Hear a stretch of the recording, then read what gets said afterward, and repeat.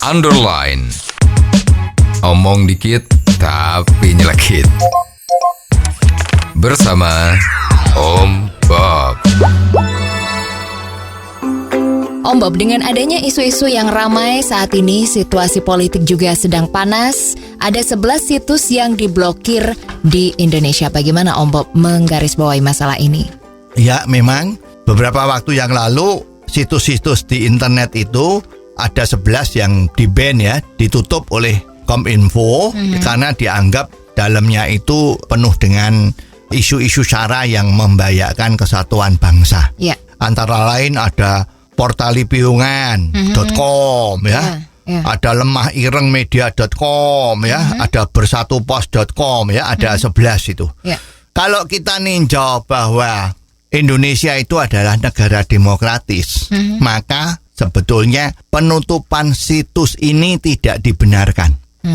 Karena kalau situs-situs ini ditutup, maka hak dari penyampaian pendapat oleh masyarakat itu menjadi tertutup. Ya, ini akan menjadi yang namanya departemen sensor baru. Ya, padahal pernyataan pendapat itu tidak boleh dibendung, ya, karena manusia itu berkembang, masyarakat juga berkembang. Jadi kalau ini tetap ditutup situs-situs ini, maka ini langkah pemerintah adalah tidak betul. Kalau ini dibiarkan karena di dalamnya adalah isinya sara, maka ini kan tentunya akan membahayakan. Ini bagaimana Om Bob? Memang negara kita kan negara hukum. Jadi kalau ada situs-situs di dalamnya itu ada konten-konten yang mengandung sara yang dipandang membahayakan kesatuan dari kita, maka tugas dari pemerintah adalah mencari orangnya. Siapa yang menulis itu, siapa yang menyebarkan itu, dan orangnya ditangkap, diberi hukuman yang setimpal. Makin berat kasusnya, makin berat hukumannya. Ya, jadi bukan situsnya yang ditutup, tapi adalah orang-orangnya yang bertanggung jawab dengan situs itu harus dihukum.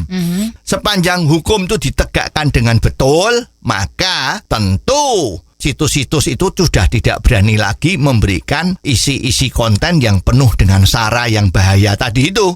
Ya, termasuk di dalamnya situs-situs porno ya.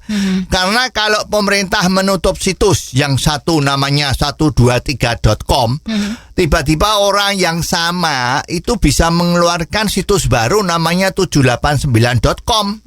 Kan nggak mari-mari ya, berapa banyak yang akan ditutup. Dan itu akan timbul terus situs-situsnya ini ya. Karena situs itu ongkosnya kan murah sekali. Ya, zaman internet ini untuk satu situs itu paling berapa dolar kan? $5 sudah bisa buka ya.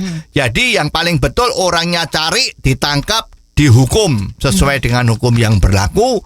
Hukum makin berat kalau situsnya makin kacau. Sekarang enaknya gimana Om Bob kalau ini sudah ditutup? Ya, tutup ini untuk sementara. Ya, sementaranya kapan? Ya sampai pemerintah ketemu orangnya itu. Orangnya kalau sudah ketemu, ya situsnya boleh buka lagi. Orangnya dihukum, situsnya dibuka lagi. Kalau situsnya berani lagi masuk konten-konten yang sara tadi, ya orangnya ditangkap, dihukum lagi. Demikian seterusnya, pasti nanti orang tidak berani lagi macam-macam berbuat yang seperti ini. Bagaimana dengan rame-rame tuntutan pembubaran FPI itu Om Bob? Untuk membubarkan FPI juga tidak bisa ya. Sepanjang FPI itu melanggar hukum, lah orang-orang oknum-oknumnya itu ditangkap, disidang pengadilan, masuk penjara. Tapi organisasinya itu sebagai negara demokrasi, ya organisasinya itu tidak bisa dibubarkan. Karena kalau FPI dibubarkan, orang-orang yang sama juga akan bentuk organisasi lain. Mungkin namanya FPI 2. Ya.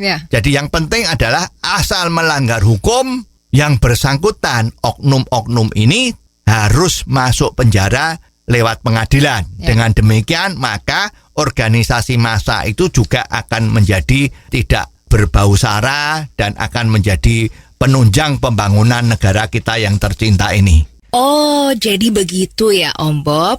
Jelas deh sekarang. Terima kasih Om Bob untuk waktunya. Sampai ketemu lagi di waktu yang akan datang. Untuk kritik dan kasus yang perlu dikomentari Om Bob, silahkan kirimkan SMS Anda ke 0856 4141 6767. Sekali lagi, 0856 4141 6767. Underline. Omong dikit tapi nyelekit. Bersama Om